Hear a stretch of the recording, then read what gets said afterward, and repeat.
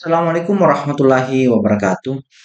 Gus Ubat kembali memberikan pelurusan sejarah terhadap pembelokan sejarah yang dilakukan oleh klan Mbak Alwi. Yang dimana klan Mbak Alwi ini mengatakan bahwa Syekh Yusuf Al-Makassari ini belajar dari orang Habaib. Sanad tarikatnya itu diambil dari seorang Habab yang ada di Yaman.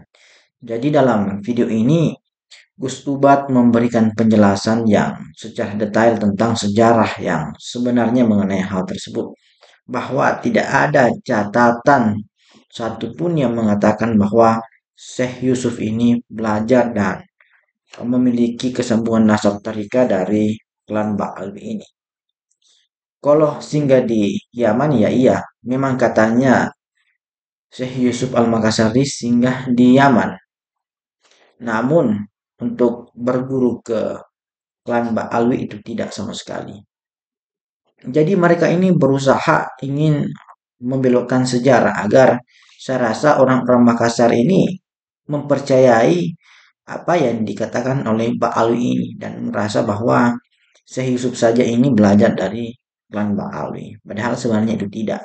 Jadi saya rasa orang-orang di Sulawesi Selatan, orang dari suku Makassar dan Bugis ini seharusnya menolak keras klan-klan Ba'alwi seperti ini. Apalagi telah membelokkan sejarah dari Syekh Yusuf, seorang ulama karismatik, seorang ulama besar dari Sulawesi Selatan. Jadi masyarakat Makassar, Bugis itu harus menentang keras klan-klan seperti ini yang berusaha menyelewengkan sejarah kita. Jadi untuk lebih lengkapnya mari kita lihat bagaimana penjelasan dari Gus Ubat berikut ini.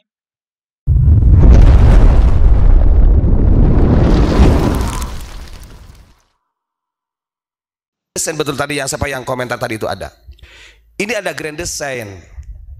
Contoh, beberapa bulan yang lalu saya mendengar ceramah ada Habib Umar bin Hafid ya. Mohon maaf ya kalau saya kurang hormat kepada Habib Umar bin Hafid karena beliau menurut mereka adalah wali kutub zaman sekarang. Dia mengatakan begini. Ini sudah pembelokan sejarah juga, Pak. Bahwa Syekh Yusuf Al-Makassari menurut Habib Umar bin Hafid itu dia berguru kepada habaib namanya Habib Abdul Al-Haddad, pengarang kitab Rotibul Haddad, bahkan mengambil thariqah Alawiyah dari sana. Padahal gak ada satupun catatan sejarah tentang bergurunya Syekh Yusuf Al-Makassari kepada Habib Abdul Al-Haddad yang pengarang kitab Rotibul Haddad. Ya, sekarang dari gurunya aja Pak, ngapunten, pengarang Rotib, menurut mereka pengarang Rotib Abdul Al-Haddad dengan Syekh Yusuf itu lebih tua Syekh Yusuf. Beliau ini 1626 lah. Kalau untuk Abdul Hadid itu kan 1639 atau 1640 berapa gitu. Justru yang dipegang oleh Syekh Yusuf di dalam sejarah Thariqah, nih harus pahami, Thariqah yang sesuai dengan silsilatul masyayikhnya itu yang tercatat ya, Naqsyabandiyah, Satariyah, kemudian Kholwatiyah, termasuk Qadiriyah juga beliau. Sampai dini hari catatan dia yang mengambil sanad ke Alawiyah belum ada, silakan. Gak tahu kalau dibikin sama Jatman, gak tahu. Dibikin Cak Lutfi paling. Mungkin. Saya bilang jauh-jauh dari Yaman diundang ke sini hanya untuk dawir kayak gitu. Sehingga nanti masyarakat Makassar Mempercayai. ketika ini adalah Habib yang dikatakan wali kutub mengatakan demikian, ya tunduk Pak. Oh iya ya, wong Syekh Yusuf aja bergurunya kepada Ba'alawi ini. Padahal kalau perjalanan singgah ke Yaman, betul itu adalah catatan sejarah Syekh Yusuf. Cuma singgah. Yang namanya orang perjalanan, ya bisa saja sowan seperti itu. Banyak guru Syekh Yusuf, justru Syekh Yusuf lebih banyak berdiam di Banten. Bahkan diceritakan beliau diambil mantu juga sama Sultan Tirtayasa. Maka ada Al-Bantani Pak, ngapunten. Syekh Yusuf Makassar Tajul Khalwati Al-Bantani di ujungnya. Dan yang memerintahkan untuk sampai melalang buana sampai di Afrika itu perintah dari mertuanya. Diungsikan. Karena memang waktu itu diungsikan. Ini salah. Saya baru kemarin tadi, maksudnya gimana ini? Habib Umar bin Hafid ini. Boleh dipotong nggak? Iya, monggo. Setahu saya ulama-ulama kita, ulama-ulama Nusantara itu kalau di Mekah sangat disegani.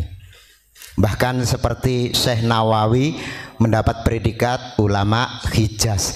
Lah sedangkan Umar bin Hafiz yang katanya wali kutub itu waktu di Ka'bah lontang lantung, jangankan ada yang negur atau bersalaman. Gak ada yang kenal. Nggak ada yang kenal. Ini yang kamu katakan wali kutub.